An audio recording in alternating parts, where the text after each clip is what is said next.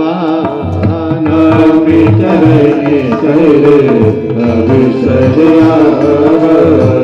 नामकरण कर अवसर आवा शरणे अवसर आवा नामकरण कर अवसर आवा शरणे अवसर आवा गर्गाचार्य वसुदेव पठावा गर्गाचार्य वसुदेव पठावा गर्गाचार्य वसुदेव पठावा गर्गाचार्य वसुदेव पठावा।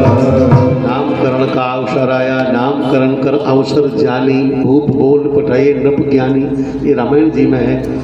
यहाँ नामकरण का अवसर आया, श्री वसुदेव जी ने महाराज गर्गाचार्य जी को पठाया।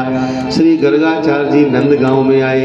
बाबा नंद ने गर्ग जी को देखा तो बड़ा स्वागत सम्मान किया और कहा, भगवान मेरे भाग्य से आ गए हो तो मेरे बेटों का नाम रख दीजिएगा। श्री गर्ग जी ने कहा, देखो नंद, हम यदुकुल के आचार्य हैं। यदु नाम हम आचार्य ख्यातस्य भुवि सर्वथा, पूरी पृथ्वी पर सब जगह ये बात प्रसिद्ध है, ख्यात है कि हम यदुवंश के आचार्य हैं। और पहले समय में कुल के आचार्य के द्वारा कुल की पहचान हो जाती थी। और समझो, पहले ऐसा होता था कि पूरे कुल का एक ही पंडित होता था। अगर वो पंडित किसी घर में पूजा कराने आया तो जो लोग नहीं जानते थे वो भी जान लेते थे कि उस वंश का ये परिवार है, क्योंकि ये पंडित जी उस खानदान के पंडित थे। ऐसा होता था। तो आचार्य से कुल की पहचान हो जाती थी। तो गर्गाचार्य जी ने कहा कि अगर मैंने तुम्हारे बच्चों के नाम रख दिए तो कंस ये स्पष्ट जान जाएगा कि ये बच्चे देवकी वसुदेव के हैं। और अगर उसको ये बात पक्की हो गई तो फिर वो क्या नहीं कर सकता, इसकी कल्पना भी संभव नहीं है। इसलिए ये काम ठीक नहीं है। तो नंद बाबा ने कहा, हम बड़े गोपनीय ढंग से नाम रखवाएंगे, कोई जान नहीं पाएगा। क्या करोगे? बोले गुप्त स्थान पर ले चलेंगे। ऐसा कुछ कर लो तो ठीक है। तो गोपनीय स्थान कहाँ देखा? नंद बाबा की गौशाला। नंद बाबा का जो गोष्ठ था, जो गौशाला थी, वो इतनी बड़ी थी। अब आप जरा विचार कर लो। एक भजन आपने पहले सुना होगा, आज भी लोग गाते हैं, 9 लख गैया नंद बाबा के नित नव माखन होए। ये इसलिए हमने पंक्ति उठाई, इससे आपको समझ में आ जाएगा। नंद बाबा के पास 9 लाख गैया थी, और केवल 9 लाख ही नहीं, 9 लाख गैया वो थी जो दूध देने वाली थी, जिन गायों के दूध से मक्खन होता है, ऐसी 9 लाख। अब 9 लाख जब दूध वाली गाय थी तो कुछ ऐसी भी गाय होगी जो बूढ़ी हो गई होगी, बच्चा देना बंद कर गई होगी। कुछ ऐसी भी होंगी जो अभी उनसे छोटी होगी, किशोर अवस्था में, जो बच्चा देने की अवस्था में आ रही है। कुछ बछिया भी होंगी, कुछ बछड़े भी होंगे, कुछ वृषभ भी होंगे। तो अगर पूरे गोष्ठ के वंश की संख्या करी जाए तो करोड़ों में पहुंच जाएगी, जबकि 9 लाख केवल वो गाय थी जो दूध देती थी, ऐसी गाय। तो कितना बड़ा गोष्ठ होगा बाबा का, कितनी बड़ी गौशाला होगी। और उस गौशाला के मध्य में एक मंडप तैयार किया पूजन का। उस मंडप में दोनों माताएं अपने बच्चों को लेकर के पहुंची हैं, और गर्ग महाराज और सांडिल मुनि जी। सांडिल मुनि जो थे ये नंद बाबा के पुरोहित जी थे, और गर्गाचार्य जी ये वसुदेव जी के पुरोहित जी थे। सांडिल मुनि ने श्री गर्गाचार्य जी महाराज से कहा कि आप ज्योतिष के आचार्य हैं, इसलिए हमारे जजमान के बच्चों के नाम आप रख दीजिए। तो दोनों आचार्य वहाँ उपस्थित भए हैं नामकरण करने में। और जब नाम रखा गया तो बड़े वाले बेटे का नाम श्री गर्ग जी महाराज पहले रखते हैं और कहते हैं, अयम ही रोहिणी पुत्रो रमयन सुहृदो गुणैः आख्यास्यते राम इति बलाधिक्यात् बलम विदुः। ये जो रोहिणी के बेटा है ना, ये राम नाम से विख्यात होंगे। अपने सुंदर गुणों से अपने भक्तों के हृदय में रमण करेंगे। एक गर्भ से निकाल के दूसरे गर्भ में लाए गए, इसलिए संकर्षण भी नाम होगा। हल रखेंगे तो हलधर कहे जाएंगे। जैसी जैसी लीलाएं करेंगे वैसे वैसे नाम हो जाएंगे। तो राम, बलराम, संकर्षण, हलधर, ऐसे इनके कई नाम हुए। बोलो बलराम जी महाराज की। छोटे वाले पर दृष्टि गई। आहा, इनके तो कई अवतार हुए हैं। शुक्लो रक्तस्तथा पीत इदानीं कृष्णतांगतः। शुक्ल अवतार, रक्त अवतार, पीत अवतार, ये इनका कृष्ण अवतार है, इसलिए कृष्ण नाम होगा। फिर जैसी जैसी लीलाएं करेंगे। बहूनि सन्ति नामानि रूपाणि च सुतस्य ते गुणक्रमानुरूपाणि तान्यहं वेद नो जना। लीलाओं के अनुसार इनके बहुत नाम होंगे। बहूनि सन्ति नामानि रूपाणि च सुतस्य ते। श्री गर्ग जी महाराज क्या कह रहे हैं? ते सुतस्य बहूनि रूपाणि बहूनि नामानि बहूनि गुण कर्माणि। आपके बेटा के बहुत रूप होंगे, बहुत नाम होंगे, बहुत गुण होंगे, बहुत से कर्म होंगे। इनके रूप गुण कर्मों को तान्यहम वेद नो जना। तानि अहम न वेद, उन्हें मैं नहीं जानता और वेद भी नहीं जानते और दुनिया का कोई भी इंसान नहीं जानता। अब बताओ स्पष्ट करने में क्या कसर छोड़ी, लेकिन ये बात सब समझ पाएंगे क्या? और फिर गर्ग जी महाराज ने कहा प्रागयम वसुदेवस्य क्वचिज्जातस्तवात्मजा। पहले वसुदेव जी के यहाँ आए, इसलिए वासुदेवेति श्रीमान अविद्या संप्रजज्यते, इसलिए इनका नाम वासुदेव होगा। ऐसे नाम रखा।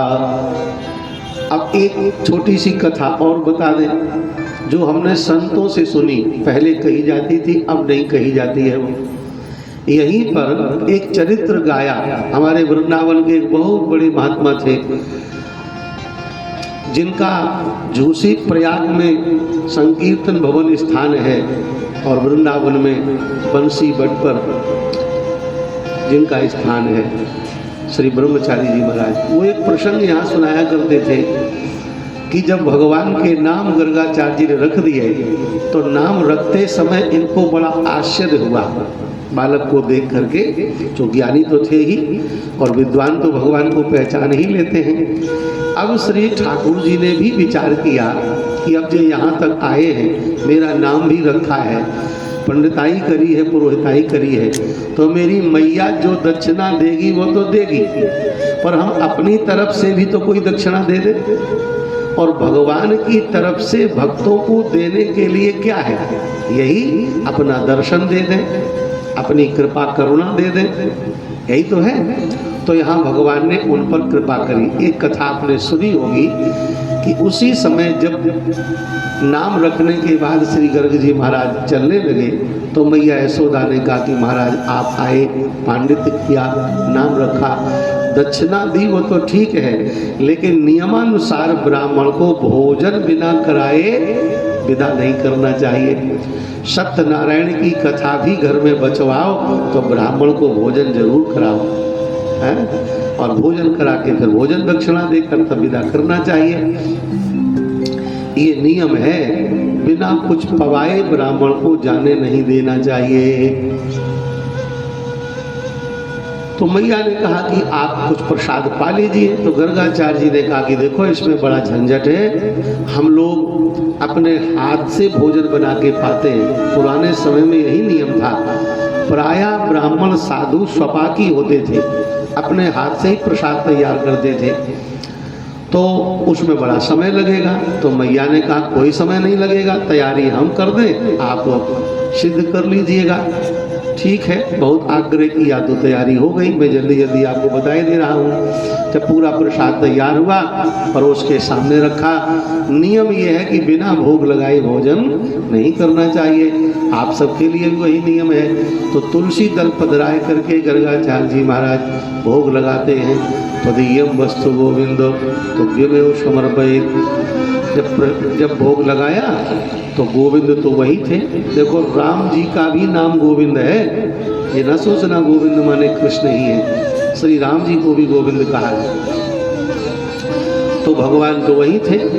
तो देखा कि अब ये ध्यान लगाकर जब हमें पुकार रहे चलो पा लिया जाए, तो छोटे से कन्हैया देखना अभी नाम रखा गया है, 10 दिन के हैं, और 10 दिन के कन्हैया सबकी आंखें बचा के आए और पंडित जी का भोजन पाने लगे। अब पाएंगे क्या, छोटे से हैं, हाथ डाल दिया भोजन में, और गर्गाचार्य जी ने नेत्र खोले तो देखा कि भोजन में हाथ डाल दिया। अब पहले इतना टकसार था कि अगर बच्चा भी भोजन छू ले तो फिर ब्राह्मण भोजन नहीं करते थे। गर्गाचार्य जी खड़े हो गए और कहा यशोदे देखो ये छुटका सा लाला मेरे चौका में आ गया, चलो उठाओ इसे ले जाओ, सारा भोजन अब आप लोग कर लेना, मेरे तो मतलब का नहीं रहा। अब मैया को बड़ा कष्ट हुआ, इतना परिश्रम ब्राह्मण देवता ने किया और प्रसाद नहीं पा पाए। तो मैया ने चरणों में प्रणाम करके कहा महाराज अब तो आप भूखे जाओगे तो हमको बहुत कष्ट होगा। ये सच्ची कथा है, कोई चुटकुला दृष्टांत नहीं है, तो बड़ा कष्ट होगा। तो गर्ग जी ने कहा कष्ट की कोई बात नहीं है, बालक है, बच्चा है, शिशु है, खिसकता हुआ। अब देखो ये दिमाग पे नहीं जा रही बात कि 10 दिन का बच्चा कैसे खिसक लिया जाएगा। यही ठाकुर जी की लीला है, इसी लीला को समझना है, वो कृपा करना चाहते हैं। गर्ग जी नहीं समझ पाए तो फिर सारा भोजन निकाल दिया। मैया ने कहा हम चौका दोबारा तैयार कर दें, और अब आप जो है रोटी साग मत बनाओ, ये दाल रोटी साग तो अपने घर में बढ़िया पूड़ी साग बना लो। देसी गैया का बढ़िया सा घी लाए के धर दिया, सामग्री धर दी, तो बेचारे ब्राह्मण देवता ने फिर पूरी साग तैयार किया बढ़िया सा। अब भूख थोड़ी और ज़्यादा आ गई इतनी देर में। अब पूरी साग बना के फिर वही प्रक्रिया, वही भोग लगाने का नियम तो पक्का है। और जैसे ही भोग लगाने बैठे आंख बंद करके तो ठाकुर जी फिर आ गए और फिर शुरू कर दिया। अब पंडित जी ने आंख खोली तो देखा कि ये बड़ा हठीला बालक है, फिर आ गया। अब थोड़ी तेज आवाज लगाई यशोदा, अब फिर दौड़ी दौड़ी क्या हुआ महाराज, तो देखो फिर आगे आ गया। अब मैया भी ना विचार कर पाए कि बार बार कैसे आ जाते हैं, और ठाकुर जी को फिर उठाया, फिर अंदर किया।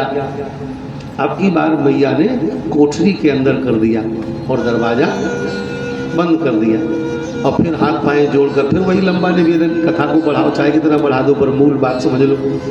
अब तीसरी बार जब बाबा महाराज नाराज भये तो मैया ने कहा एक काम करो महाराज, अब बिना पाए तो जाओगे नहीं, देखो 2 बार आपका भोजन बना हुआ रह गया। तो आचार्य गर्ग जी ने कहा ये बेटा मैया की मिली भगत है क्या, पूरे खानदान के लिए हमें से बनवाना चाहती हो क्या, कभी कुछ, अब 2 बार का झूठा कर दिया फिर बनाओ। बोले नहीं नहीं ऐसा करो, एक काम करो। अच्छा मैया बड़ी होशियार है, देखो पहले रोटी साग बनाया तो बोले नहीं ये पूरी साग बना लो, तो पंडित जी का मन कर गया, पूरी तो सुनकर सबका मन करता है। और जब पूरी उच्छिष्ट हो गई तो मैया ने कहा ये पूरी के चक्कर में नहीं पड़ो महाराज, आप तो बढ़िया गाढ़े गाढ़े दूध की सुंदर सी खीर बनाओ, खाओ और जाओ, काहे को चक्कर में पड़े। और जब खीर का नाम लिया तो भैया खीर के नाम से सबके मुँह में पानी आ जाता है। तो महाराज ने कहा ठीक है चलो बना लेते हैं, भूख तो तेज आई गई थी बहुत ज़्यादा। तो महाराज जी कहते थे अब तीसरी बार में खीर तैयार करी, खूब बढ़िया खीर बनाई। अब भूख बहुत तेज आ गई, बड़ी तेज भूख लगी थी, तो महाराज ने जल्दी से खीर को उतार करके वो बड़े से थाल में फैला दिया कि जल्दी से ठंडी हो जाए। और फिर भोग तो लगाना ही है, उस पर तो चूक नहीं सकते। तुलसी दल पधराया और फिर आंख बंद करके बैठ गए। आओ भोग लगाओ मेरे रामा, ये राम जी के भक्त हैं गर्गाचार्य, आओ भोग लगाओ। तो भगवान भी खिसियाए गए। ठाकुर जी ने सोचा कि ये बार बार बुलाते हैं और हम जाते हैं तो फटकार लगवाते हैं, अच्छा नाटक कर रहे हैं। अब फिर बुलाने लगे तो भगवान ने भी सोचा कि अगर ये बुलाएंगे तो हम जरूर जाएंगे, जो होगा देखा जाएगा। भक्त भगवान की तो होने लगी, ठाकुर जी आ गए। अब की बार ठाकुर जी ने चालाकी करी। ठाकुर जी को लगा कि ये काम करें, जल्दी से पालें और खिसक जाएं। जब तक ये नेत्र खोले देख ही नहीं पाएंगे कौन खा गया क्या हो गया।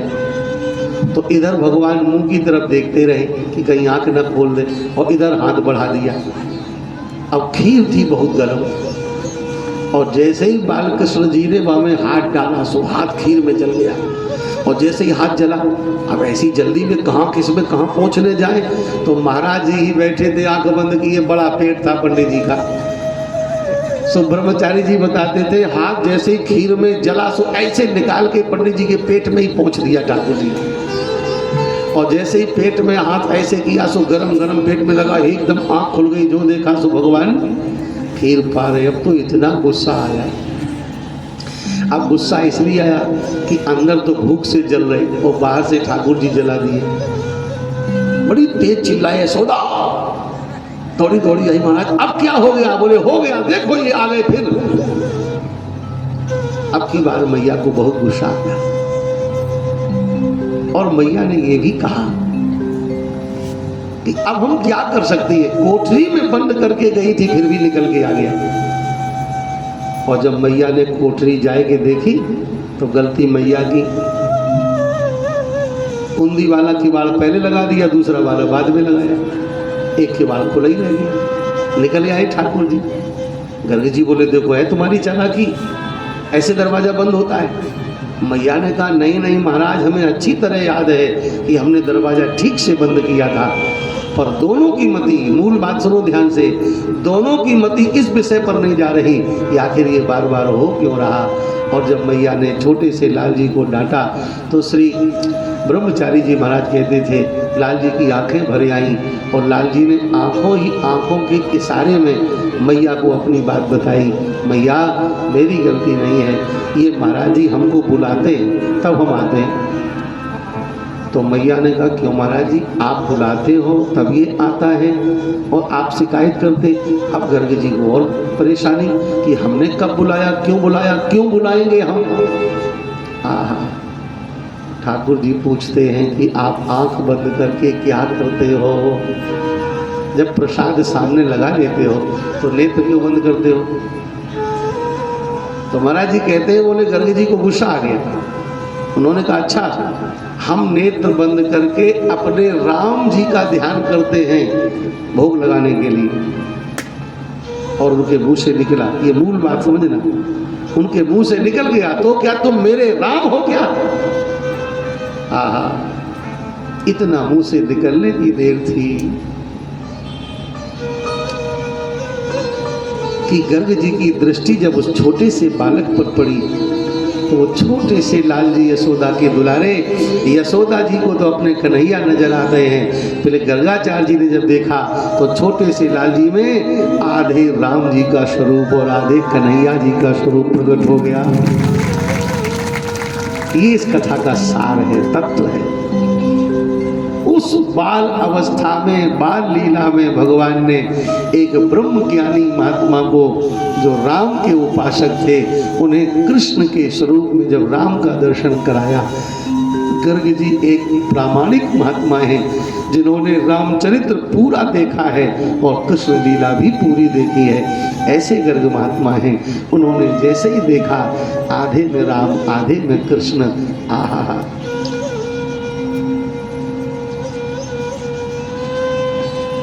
नेत्रों से जल बरस पड़ा, अधर कंपित हो गए, आर्द्रमुख हो गए, दोनों हाथ जुड़ गए, मस्तक झुक गया। छोटे से लाल जी को नमन करने लगे। यशोदा मैया कुछ समझ नहीं पा रही क्योंकि उन्हें तो अपना लाल जी दिखाई पड़ रहे। हाथ जोड़कर कहा महाराज ये क्या कर रहे हो? आप मेरे लाल जी को प्रणाम क्यों कर रहे हैं? आपको क्या हो गया? आपकी आंखें गीली क्यों हैं? मैया कुछ समझ नहीं रही थी। गर्गाचार्य जी ने कहा, देवी यशोदा मैया तू धन्य हो गई, तेरी गोद क्षीर सागर बन गई और जिस तेरी गोद रूपी क्षीर सागर में ये क्षीर साई ठाकुर खिलौना बन करके खेल रहा है। लाओ लाओ, अभी तक जिन भगवान का केवल भावना से भोग लगाता रहा, मुझे क्या मालूम कि वो भगवान साक्षात भोग लगा रहे हैं। लाओ, जितना इन्होंने जूठा किया, उच्छिष्ट किया, वो सब लाओ और सब में से थोड़ा थोड़ा प्रसाद हम पाएंगे। आज ठाकुर जी ने करुणा कृपा कर। और श्री गर्ग जी ने प्रभु का पावन प्रसाद पाया। धन्य धन्य करते हुए, भगवान को नमन करते हुए वहाँ से प्रस्थान करते हैं। ये हैं हमारे छोटे से लाल जी की पवित्र लीलाएं। ऐसी एक नहीं, अनंत लीलाएं हैं ठाकुर जी, जिन्होंने बाल अवस्था में ही अपनी लीलाएं दिखाकर बड़े बड़े ज्ञानियों, ध्यानियों, विज्ञानियों को भी मोह में डाल दिया। ऐसे मेरे ठाकुर जी, बोलो बाल कृष्ण लाल की जय हो।